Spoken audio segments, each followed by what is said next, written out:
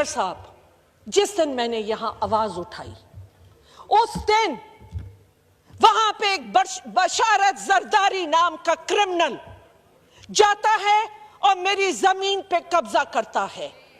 क्योंकि मैंने यहां आवाज उठाई, मैंने बदीन के लोगों की यहां बात की। मैंने तो किसी की जात की बात नहीं की थी, मैंने तो लोगों की बात की थी। एक क्रिमिनल बशारत जरदारी 2019 में भी उसने मेरी जमीन पे कब्जा किया था और उसके लिए वहां पे रेंजर्स को बीच में आना पड़ा, यहां से फेडरल गवर्नमेंट को आना पड़ा, कोर्टों में केस गए। लेकिन कोर्ट, क्योंकि पुलिस ने एक वीक एफआईआर बना के, एक कमजोर केस बना के और वहां पे पेश किया।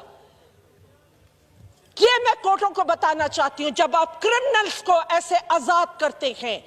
एक दफा फिर उस शख्स ने मेरी जमीनों पे वहां पे अटैक किया। भाई, आपका पेट भरता है किसी तरह? क्या चाहते हैं? किसी के हलाल की रोजी भी ना रहे? आपका वो क्रिमिनल रहता है पेगरो शुगर मिल में, उसके पास जो वेपन्स है, पुलिस का एतराफ है कि उनके पास वो वेपन्स नहीं है जो उस बशारत जरदारी के पास है। और बैकग्राउंड निकलवाइए, गूगल करके देखिए कि वो कौन शख्स है। स्पीकर साहब, मैं आपके जरिए इस प्लेटफॉर्म से मैं ये इंसाफ चाहती हूं। मुझको और मेरी फैमिली को थ्रेट है। मेरा बेटा संभालता है वो जमीन और वहां पे रोजाना जाके वो बशारत जरदारी फायरिंग करके कब्जा करना चाहता है। मैं किससे अपील करूं? मैं यहां फॉर्मर स्पीकर भी रही हूं, मैं आपकी कॉलीग इतने सालों से यहां आ रही हूं, मैं बार बार इस प्लेटफॉर्म से ये बात उठा रही हूं। यहां लोगों की जिंदगियों को खतरा है और रिस्क है। आप प्यासा, भूखा, बीमारी, 20 बच्चे आज कुत्तों के केस में एक दिन के वो हैं। आप तो लाड़काना को इंसाफ नहीं दे सके हैं। आप बात करते। स्पीकर साहब, मैं एक दफा फिर आपके और प्राइम मिनिस्टर को इनको बताती हूं कि मेरे और मेरे खानदान की जिंदगी को थ्रेट है। जब तक ये क्रिमिनल बशारत जरदारी को जो वहां स्टैब्लिश किया गया है, जो लोगों से भत्ते ले रहा है, क्रिमिनल एक्टिविटीज कर रहा है, जब तक ये ऐसे लोगों को वहां जाएगा, हर सिंध के डिस्ट्रिक्ट के क्रिमिनल के हवाले कर दी गई है। बिलावल साहब आए, मुझे बहुत खुशी हुई। बिलावल साहब ने वहां पे लोगों ने शोर मचाया पानी का। मुझे बहुत खुशी हुई कि उस पे कहा गया कि मिनिस्टर इसका जवाब दे और नहीं जवाब देगा तो उसको निकाला जाएगा। मैं, क्योंकि उनकी वो वीडियो चली है और उन्होंने कहा है, मैं चाहूंगी वो यहां भी ये कमिटमेंट दें। अगर उन्होंने चोरी करवाई है और ये 19 इलीगल कनेक्शन निकलवाए हैं, दिए हैं, इलेक्शन की वायोलेशन की है, तो वो उस मिनिस्टर के ऊपर क्या एक्शन लेंगे? जो सारे खाती के पैसे खा गया, जो सारी इरिगेशन डिपार्टमेंट को, इरिगेशन डिपार्टमेंट पानी लाइफलाइन है हमारी, लोअर सिंध की लाइफलाइन है इरिगेशन और पानी हमारा। मैं जानना चाहती हूं कि उस मिनिस्टर के ऊपर क्या एक्शन लेंगे जो उन्होंने वादा किया आके बदीन में।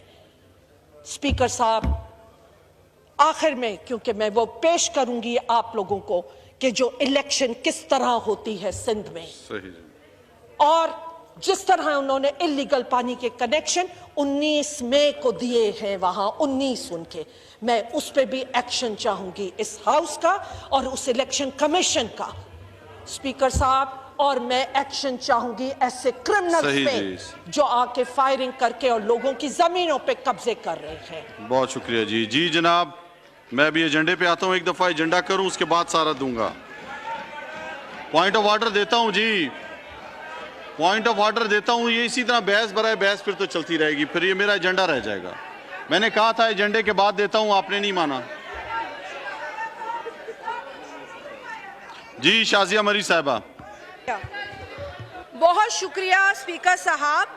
हमने यहाँ एक अवामी इशू, एक नेशनल इशू उठाया। पानी जो है वो सर्वाइवल का मसला है, जिंदगी मौत उससे जुड़ी हुई है। हमने ये नहीं चाहा था कि यहाँ आप इस अवामी इशू को एड्रेस करने के बजाय एक ऐसा माहौल क्रिएट करें जहाँ ज़ाती रंजिशें, ख़ानदानी मसाइल एक इस ऐवान के अंदर डिस्कस होना शुरू हो जाएं।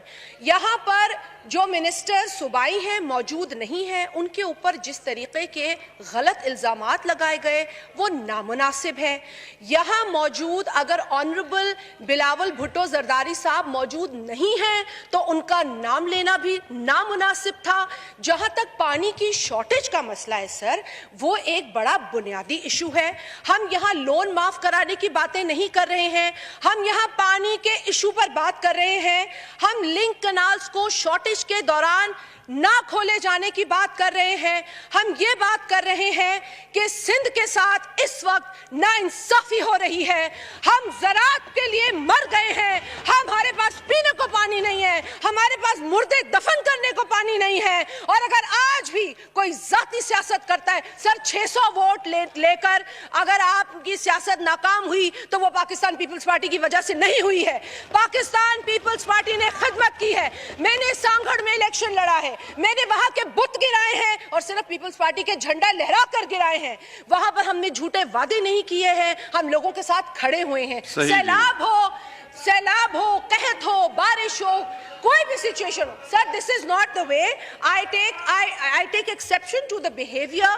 यहाँ पर इस तरीके की बात। और एक सही है जी, मैं भी एजेंडे पे आऊंगा जी, मैं एजेंडे पे आऊंगा। मैं यहाँ पे ये बात हो गई है, सबको पैगाम पहुंच चुका है, पानी के मसले का सबको पैगाम आ चुका है जी। जनाब आइटम नंबर 28 सैयद जावेद हसनैन साहब, आप पे इल्ज़ाम नहीं है, बात आपने पूरी की, आपको मैंने पूरा मौका दिया है आपको। अब मैं सारे वान में सिर्फ मैं अभी सबको मैं अपना एजेंडा भी चलाऊं नहीं।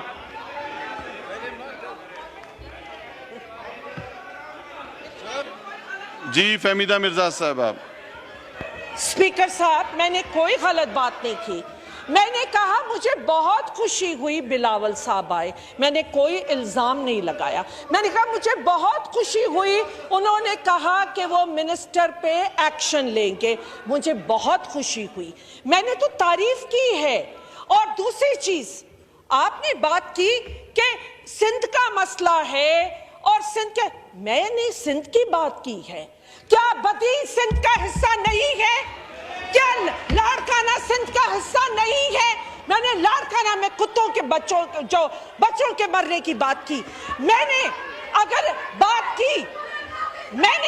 की अगर पानी की, तो मैंने कहा जो सिंध चुरा रहा है सिंध के अंदर, मैंने कहा कि लिंक्स नहीं खुलने चाहिए।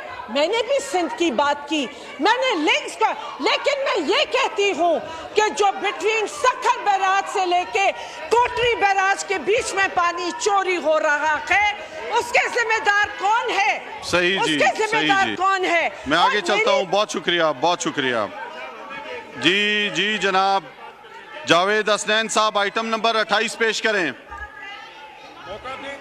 बहुत शुक्रिया मोहतरमा, बहुत शुक्रिया जी। आइटम नंबर 28 पेश करें जी।